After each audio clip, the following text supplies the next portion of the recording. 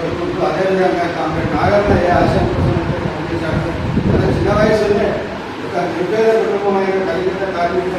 కుటుంబంలో జన్మించి ఆర్థిక ఇబ్బందులతో ఆ చిన్న వయసులోనే ఒక మేకల కాపరిగా ఒక బాలర్గా పనిచేసినటువంటి నాగన్న చిన్నతనం నుంచే వాళ్ళ నాన్న నేర్పినటువంటి ఆట పాటల ద్వారా గాయకుడిగా తయారవడమే తను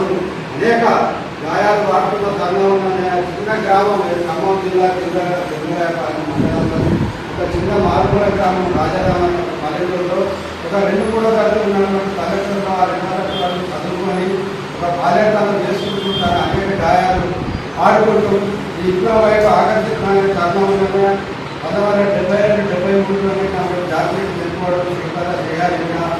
75 ఎమర్జెన్సీ తర్వాత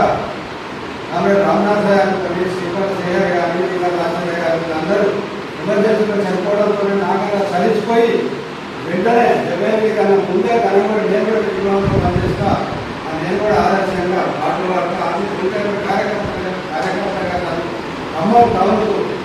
రావడం జరిగింది. అప్పుడు ఉన్నటువంటి నిర్బంధాలు తల్లిదండ్రులు ఒప్పుకోవడం విధిపుచ్చడం అని చెప్పి అబద్ధమాడి ఒక రూమ్ తీసుకొని ఉన్న మన ప్రసాద్ ప్రసాద్ కానీ